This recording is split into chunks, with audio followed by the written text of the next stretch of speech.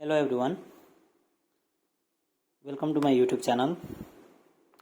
आज हामी research article कसरी लेखिन्छ भन्ने कुरामा हामी छलफल गर्न गइरा छौं।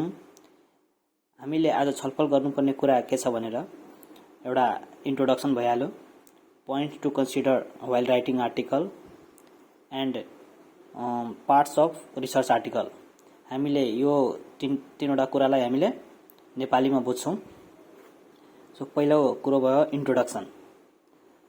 इन्ट्रोडक्सनमा पहिला रिसर्च आर्टिकल भनेको के हो? इन्ट्रोडक्सन एउटा सिम्पल वर्डमा भन्ने हो भने हाम्रो रिसर्च आर्टिकल भनेको एउटा अनुसन्धान लेख हो।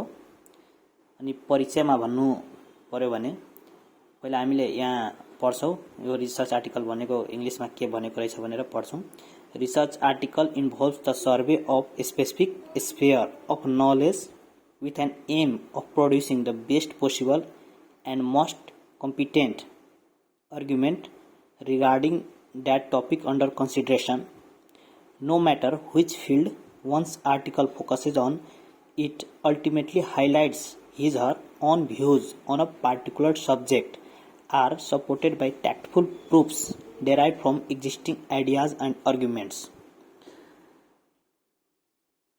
So, यो इन्ट्रोडक्सन परिचयलाई हामीले नेपालीमा भन्नुपर्ने हुँदा हामीले के भन्छौं भने अनुसन्धान लेख विचारधीन विषयको बारेमा सबैभन्दा राम्रो सम्भव र सबैभन्दा समक्ष तर्क उत्पादन गर्ने उद्देश्यका साथ ज्ञानको एक विशिष्ट क्षेत्रको सर्वेक्षण समावेश गर्दछ।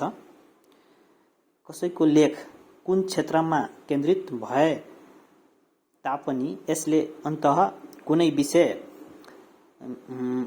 उसको आफ्नो विचारहरू हाइलाइट गर्दछ जुन विद्यमान विचार र तर्कहरूबाट व्युत्पन्न कुशल प्रमाणहरूद्वारा समर्थित हुन्छ।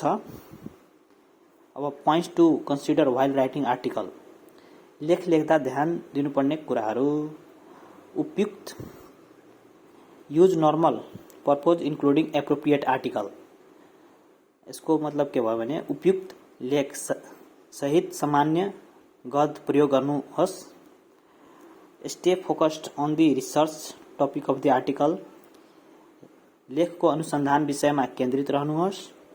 Use paragraphs on the research of each important point except for the abstract. प्रत्येक महत्त्वपूर्ण बिन्दुका लागि अनुसन्धान अनुच्छेदहरू प्रयोग गर्नुहोस्। मीन्स हामीले सिम्पल ल्याङ्ग्वेजमा भन्नु पर्ने हुँदा भनेपछि हामीले त्यो लेख लेख्दा हामीले इम्पोर्टेन्ट पोइन्ट्सहरूलाई प्याराग्राफमा छुट्याएर लेख्नुपर्छ, तर एब्स्ट्र्याक्ट लेख्दा हामीले प्याराग्राफमा लेख्नु हुँदैन। त्यो एउटा सिंगल प्याराग्राफमा राम्ररी मिलाएर लेख्नुपर्ने हुन्छ।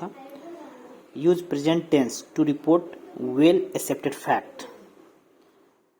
राम्रोसँग स्वीकृत तथ्यहरू रिपोर्ट गर्नका लागि हामीले वर्तमान कालको प्रयोग गर्नुपर्ने हुन्छ। Use past tense to describe specific result. विशिष्ट परिणामहरू वर्णन गर्न भूतकाल प्रयोग गर्नुहोस्। Avoid informal wording, don't address the reader directly. औपचारिक शब्दहरूबाट बच्नुपर्ने हुन्छ हामीलाई र हामीले डाइरेक्ट रिडरलाई फोकस गरेर आर्टिकल लेख्नु हुँदैन। Parts of research article.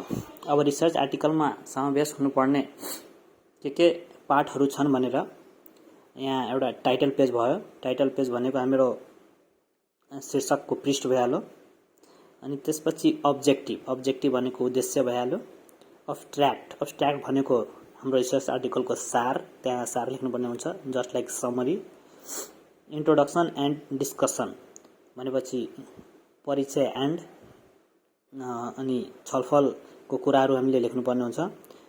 Research आर्टिकलको परिचय र डिस्कसनहरू के लेख्नुपर्ने हुन्छ भनेर त्यहाँ लेख्नुपर्ने हुन्छ इन्ट्रोडक्सन सेक्सनमा। Methods and materials. हामी कुन मेथड युज गर्यो रिसर्च गर्न त्यो लेख्नुपर्ने हुन्छ। Results and conclusion. Result and कन्क्लुजनमा हामीले परिणाम र निष्कर्ष के परिणाम आयो र हामीले र निष्कर्ष के आयो भनेर हामीले लेख्नुपर्ने हुन्छ यो सेक्सनमा, रिजल्ट एन्ड कन्क्लुजनमा।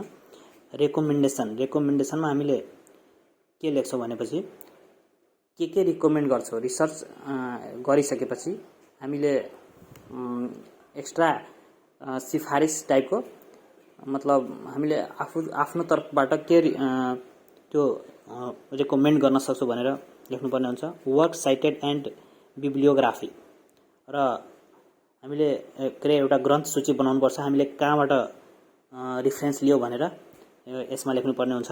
कुनै अब रिसर्च भनेपछि रिफरेन्स भनेपछि हामीले कुनै बुकको मद्दत लियौँ कि कता, त्यसको हामीले वर्णन गर्नुपर्ने हुन्छ यो सेक्सनमा। यति नै हो यो रिसर्च आर्टिकल लेख्नुपर्ने हुँदा। अनि हामी अर्को भिडियोमा यसको बारेमा विस्तृत छलफल गर्नेछौँ। सो आजको लागि धन्यवाद, थ्याङ्क यू।